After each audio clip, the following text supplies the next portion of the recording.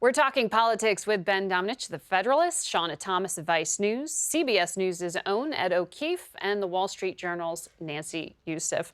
Shawna, we heard from Professor Turley of George Washington University, constitutional law professor, say a porn star may actually take down the presidency. That is an incredible statement. Yes, it is an incredible statement. I think it's also, some of it, we hear that statement. You had Jonathan Turley on, you had Kellyanne Conway on, in some ways because Rudy Giuliani went on Fox News this week. From a PR perspective, I mean, he gave more attention, he gave more sort of fire to, or put, more wood on the fire of the Stormy Daniels thing, which is something that the White House clearly doesn't want to talk about, but he made it impossible not to talk about it. And, the president authorized him to talk about it. The president authorized him to talk about it. That's true, but Rudy Giuliani is supposed to be his lawyer, is supposed to protect him, and it doesn't seem like that is what he was doing. And whether the president authorizes you or not, his legal duty is sort of to be like, hey, this is what's best for you, this is not what's best for you. And that's not really what happened. So we're not talking unemployment numbers, we're not talking other things that President Trump may actually want to tout this week because Giuliani re-legitimized this conversation this week. Mm-hmm.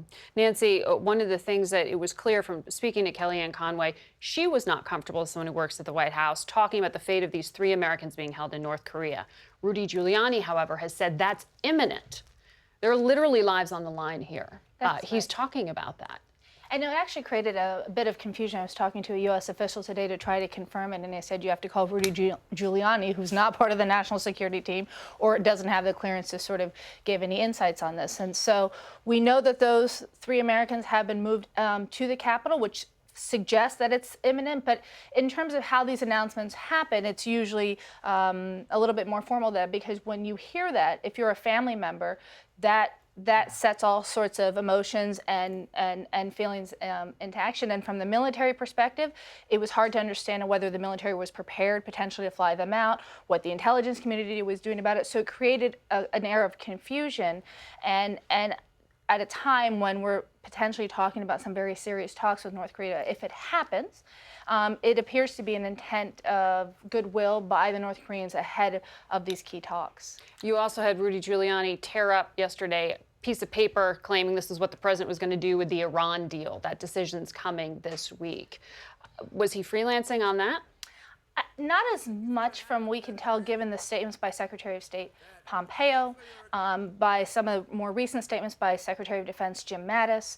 We've heard from them repeatedly that if the president doesn't see the terms as he'd like to see them, then the deal is over. Essentially, the message is that the president feels that the Iranians have gotten too much relief of sanctions for too little insights and drawdown of their nuclear weapons program. They basically, and so that's sort of the tension that's there. And they're saying that they want to see a more permanent agreement, one that deals with the ballistic missile program, and one that deals with Iran's nefarious activities in countries like Syria and Yemen and Iraq. The problem is it's not clear that the Iranians are interested in having any sort of side agreements to the one that was reached in 2015. And so the challenge becomes, if this is torn up, or as Giuliani suggested, or there are some efforts to play with it, for example, to bring back some of the sanctions, that essentially would end the deal anyway. And so it's created a lot of ambiguity. And I think it's one of the reasons we saw the call between Trump and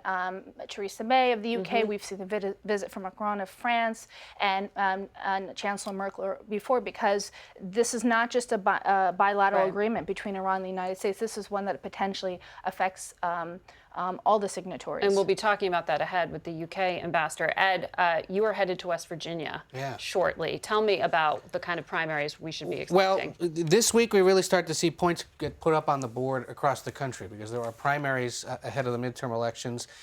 Most notably this week, West Virginia, North Carolina, Indiana. We're focused on the West Virginia race because you have a 5-way Republican primary to take on Joe Manchin, who many would argue is the most vulnerable Democrat this year, just given how popular the president is in West Virginia. And there is reason to believe that the leading candidate is a former coal mining executive who served time in a federal prison on a misdemeanor charge related to the deadly Upper Big Branch mine disaster in 2010. He's running away with it, some suggest, because he has this sort of anti-Washington, pro-Trump, businessman, not politician message. Very sharply anti-Mitch McConnell, Absolutely. Republican leadership. He has floated some inaccurate statements about the Senate leader, all of it designed to sort of stir up the same kind of anti-Washington, anti-Republican establishment sentiment that exists across the country. Given that it's a crowded primary, there's a good chance he wins this, and various Republican groups have said if he is the nominee, they're not really going to worry about the West Virginia race. But Ben, one of the questions is not just the message being anti-Washington, but that it's flat out racist. Some of the ads that Don Blankenship has run are referencing Secretary Chow and her family and their ethnicity. And this has been matched in articles by Breitbart suggesting certain things having to do with their ties to China as well. What is this reflecting within conservative politics? I think it reflects the dissatisfaction among a lot of different cohorts for the job that the Republican Congress has done. There's a reason that Speaker Ryan is stepping down. But that's not policy; it's personal. No, I think it's personal. It's policy. It's everything. I think that they believe that the Republican Congress has failed to live up to its obligation to deliver policy for President Trump. I think that they are highlighting those criticisms in all sorts of different primaries, and I think this is just, frankly, the beginning of this. We're going to see a number of races play out this way, in a way where there are candidates who boost their own approval ratings, not because they are actually good candidates, but because they have a very pointed and direct criticism of people like Mitch McConnell, who, frankly, Republicans in a lot of different states do not like and do not believe has lived up to his obligation to deliver for the president. I mean, it is in some ways run against the swamp playbook.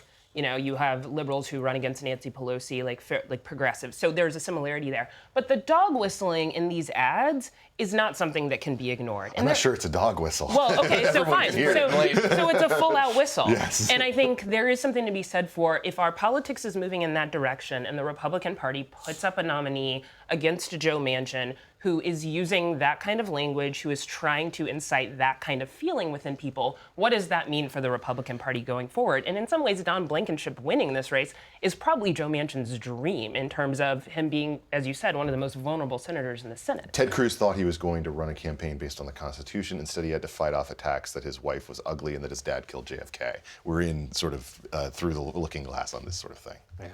It was pretty staggering. Another development in the state of Iowa, Ed, this week, the governor there imposed a 6-week abortion ban. Strictest in the country. Again, another example of, and she's somebody who faces potentially a difficult re-election this year. Actually, election, because she's filling out a term from the former governor who's now the U.S. ambassador to China. This is something that, you know, we're going to see through the summer, different kinds of policy arguments made in different states on issues like this in a bid to build up the base of support. But on the flip side, this very well could infuriate voters in Iowa and drive out Democrats or independents who are concerned about this.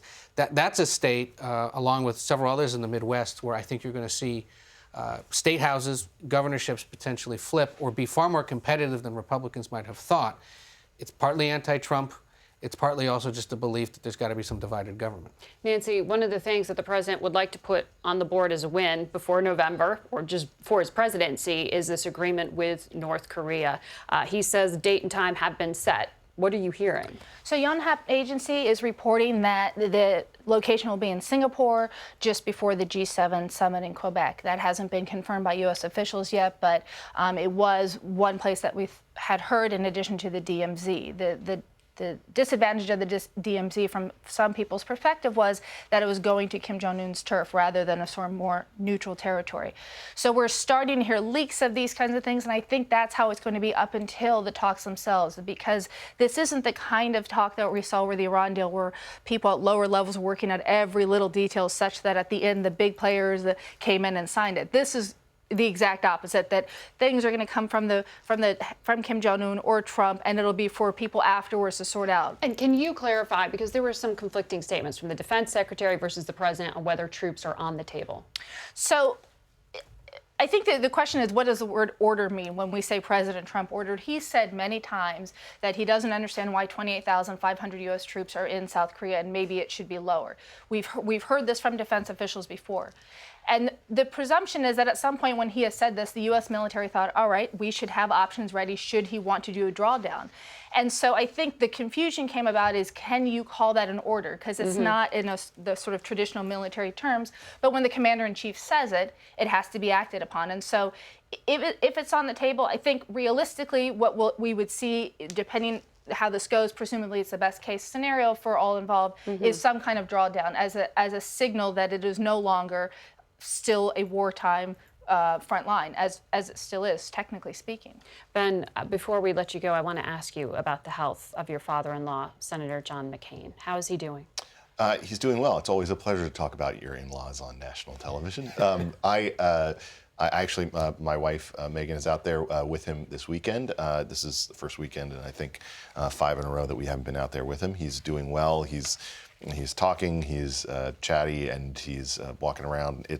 Look, this is a terrible disease, and we appreciate all of the support that we've been given by a lot of different folks who have come out and met with him over the past couple of weeks. The family is very thankful for that and thankful for all the prayers and good wishes that we've heard from so many different Americans. We also heard from him in this recorded message regarding his book. He seems to be very reflective right now.